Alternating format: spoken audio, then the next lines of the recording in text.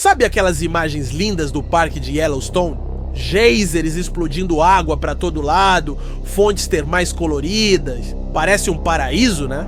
Mas e se eu te dissesse que toda essa beleza é só a tampa de uma panela de pressão geológica? Uma bomba relógio do tamanho de um continente que, se um dia decidir acordar, não vai só estragar as férias de ninguém. Ela vai literalmente resetar o planeta. Pois é, por baixo daquele cenário de cartão postal dorme um super vulcão. E não, super não é exagero de marketing. É uma categoria de monstro geológico capaz de eventos que mudam o clima global. A grande questão não é se ele vai entrar em erupção de novo, mas quando. E como a gente é do time que quer saber das coisas pra ontem, resolvemos apertar o botão de avanço rápido.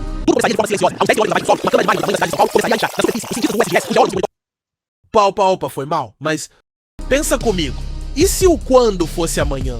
O que aconteceria hora a hora com o nosso mundo high-tech super conectado? Se você é novo por aqui, já se inscreve, porque hoje a gente vai descobrir como seria o fim do mundo, na prática.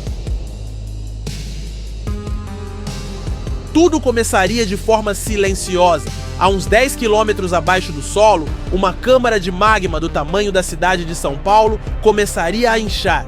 Na superfície, os cientistas do USGS, os geólogos que monitoram Yellowstone 24/7, veriam os gráficos enlouquecerem. Primeiro, um enxame de terremotos. Não um ou dois, mas centenas por hora, como se a Terra estivesse com uma convulsão.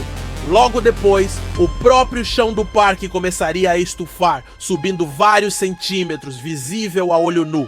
Os animais, sentindo a treta muito antes de nós, começariam uma fuga em massa. Em questão de horas, o alerta vermelho planetário seria emitido. Mas e aí? Como você evacua uma área do tamanho de vários estados americanos? Não dá.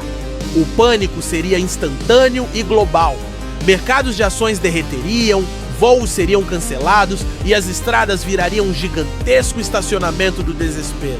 As últimas 24 horas da civilização como a conhecemos não seriam com heróis em câmera lenta, seriam com feeds de notícias apocalípticos, cientistas tentando soar calmos na TV e a sensação paralisante de que não há absolutamente nada que a gente possa fazer. E então, acontece. Sem aviso sonoro, uma parte de Yellowstone simplesmente rasga. A primeira explosão liberaria uma energia equivalente a milhares de bombas atômicas. Para quem estivesse perto, a morte seria instantânea. Mas o verdadeiro terror viria na forma de um fluxo piroclástico. Pensa numa avalanche, só que feita de gás, cinzas e rochas a mais de 1000 graus Celsius, descendo a montanha na velocidade de um trem-bala. Em minutos, uma área maior que o estado do Rio de Janeiro seria incinerada, varrida do mapa como se nunca tivesse existido. O som da explosão principal chegaria horas depois, um estrondo tão violento que seria ouvido do Canadá ao México, mas o pior ainda estaria por vir. A erupção lançaria uma coluna de cinzas e detritos tão alta que furaria a nossa atmosfera, chegando a mais de 50 quilômetros de altura na estratosfera. O dia viraria noite instantaneamente para metade dos Estados Unidos. E essa nuvem, meu amigo, seria a portadora do verdadeiro apocalipse. Nos dias seguintes, essa nuvem gigantesca começaria a se espalhar. Esquece aquela poeirinha de churrasqueira? A cinza vulcânica é feita de partículas microscópicas de rocha e vidro. É pesada, abrasiva e, quando molhada, vira uma espécie de cimento. Primeiro, ela bloquearia o sol em todo o continente norte-americano. Depois começaria a cair, com 5, 30 centímetros de cinza. O peso faria telhados de casas, shoppings e hospitais desabarem como se fossem de papel. A tecnologia moderna seria a primeira vítima. A cinza entraria nos motores de carros, caminhões e principalmente aviões, fazendo-os parar de funcionar. Viajar seria impossível. A rede elétrica entraria em colapso total porque as partículas condutoras causariam curtos circuitos em transformadores. Adeus internet, adeus luz elétrica, adeus tudo. A água potável se tornaria um veneno. contaminada por ácido sulfúrico e outros químicos da nuvem. Em uma semana, a nação mais poderosa do mundo voltaria para uma idade das trevas tecnológica e literal. E enquanto a América do Norte estaria sufocada, o resto do mundo começaria a sentir o efeito dominó. Os gases de enxofre que chegaram na estratosfera formariam um véu ao redor do globo, refletindo a luz solar de volta para o espaço. É como se a Terra ganhasse um protetor solar, só que do lado de dentro. O resultado?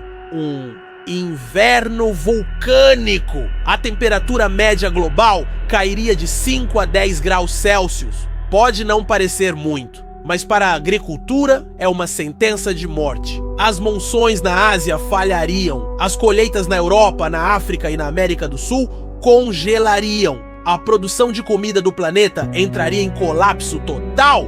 A fome se tornaria a nova realidade para bilhões de pessoas. Governos cairiam, nações entrariam em guerra por bunkers de comida e os poucos recursos restantes. A humanidade, que passou séculos construindo uma civilização global interligada, veria essa mesma conexão se tornar sua maior fraqueza, espalhando o colapso como um vírus. Não seria o fim da humanidade, mas seria, sem dúvida, o fim do mundo que nós conhecemos. É bizarro pensar nisso, né? Que um único ponto no mapa tem o poder de derrubar toda a nossa estrutura global.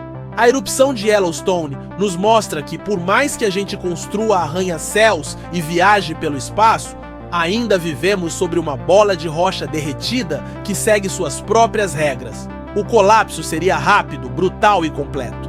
Da tecnologia à comida, tudo o que consideramos garantido desapareceria sob um cobertor de cinzas e um inverno sem fim. Mas a história da humanidade é uma história de sobrevivência? Talvez das cinzas surgisse algo novo. Comunidades subterrâneas, aquecidas pelo próprio calor geotérmico que quase nos destruiu. Novas tecnologias para cultivar comida sem luz solar. Uma cooperação forçada entre os sobreviventes que poderia, quem sabe, criar uma sociedade melhor. Ou talvez a gente só se tornasse a próxima camada de fósseis para uma futura espécie dominante estudar. A verdade é que não sabemos.